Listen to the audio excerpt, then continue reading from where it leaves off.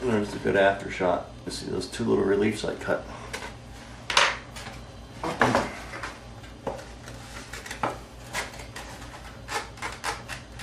And it drops in there pretty nice. Now line up the front here.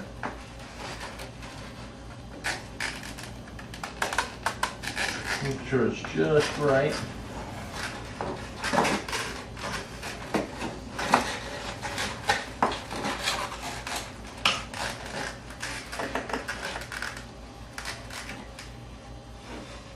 I'm going to put a couple drops.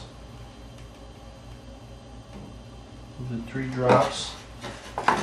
And I started my first drop about an inch back from the front. I'm actually gluing where the tab is dropping into the fuselage cross brace.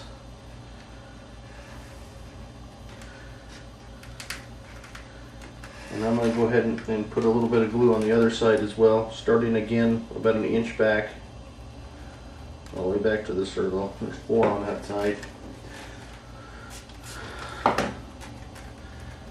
Again, making sure it's 90 degrees.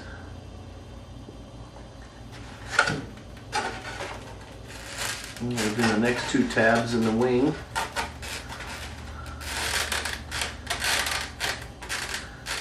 Okay. Press those down nice.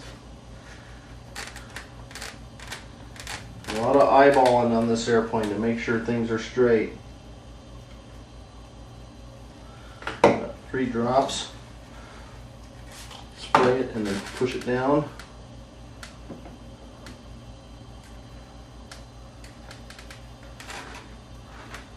I'll go ahead and do the other side.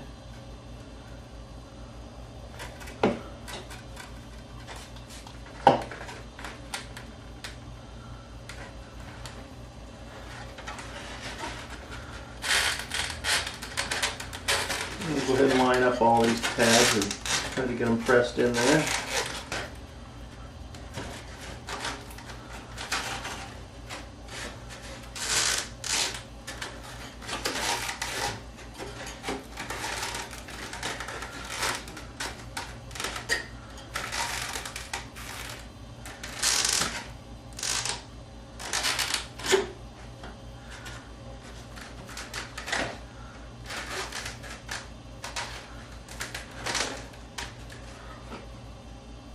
We'll drop on this tab, spray it and press it down.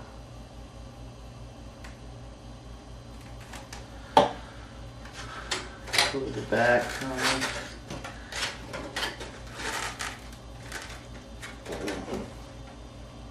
We'll drop there. Spray it and press it in.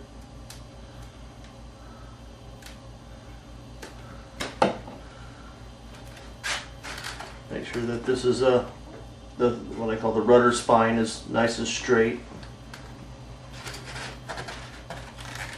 And I'll be looking for any gaps. We'll use the light. I'll shine it up to my light source here. If there are any gaps, put a little bit of CA in a drop, spray it and press it down.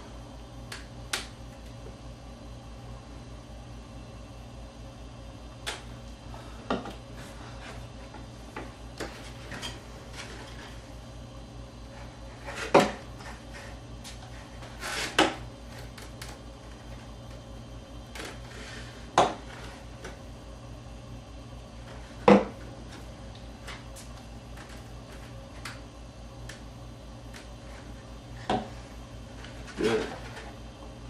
No more gaps in there. Now we'll give it a good eyeball and make sure everything's 90 degrees here. Now I can feel free to go ahead and put my drops all the way down here about 1.5 inches apart.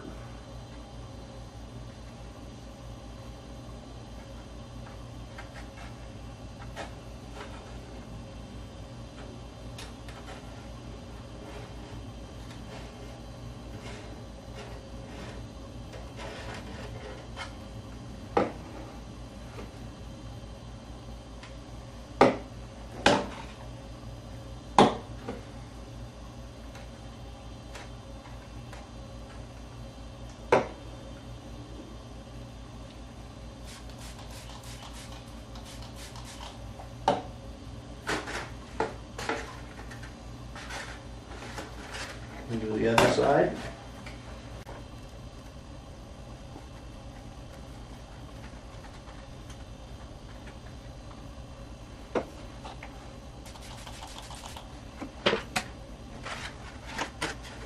Starting to look like an airplane now.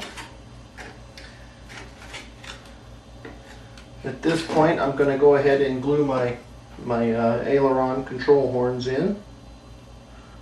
I'm just going to put a little line of glue on each side. Pinch it right where I'm pinching it to hold the aileron flush.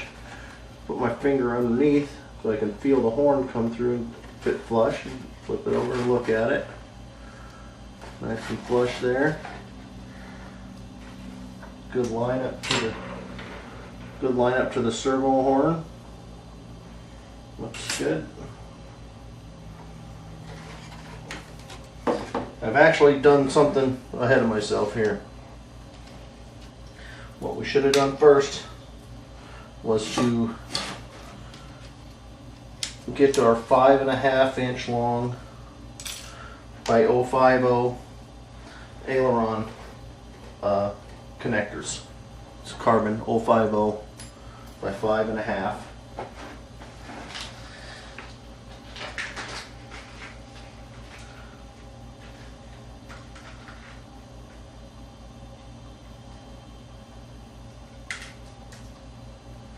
And out of our little Ziploc bag, we're going to pull out all the little Z-bends ends, which is 032 piano wire.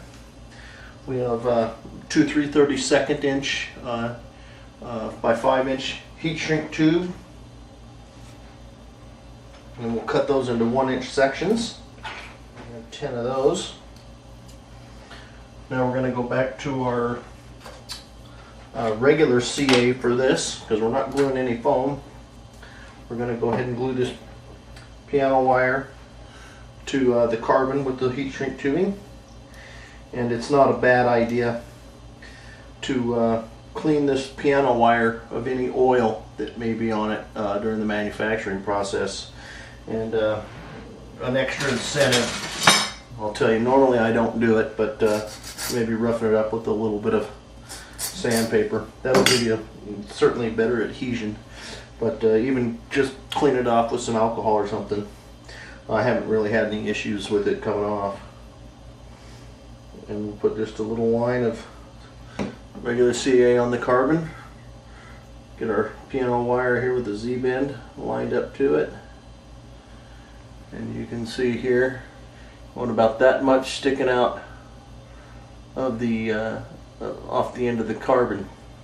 And then go ahead and shrink it up. And be careful, because the CA is flammable and it can catch fire. And if you get a little fire here, it can actually weaken the epoxy in the carbon structure. So just a little bit of CA is all it takes. You don't want it pouring out the outside when the shrink tubing shrinks up. And if it does, be ready to blow it out. And we'll go ahead and glue one end on each of the 2 carbon rods.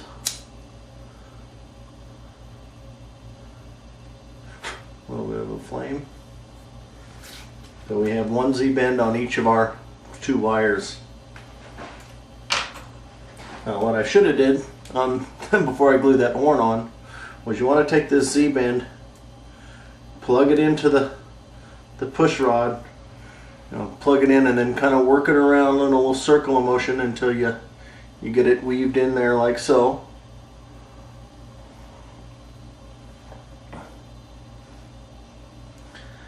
And now you want to have this horn glued in to the aileron with the Z-bend coming toward the inside.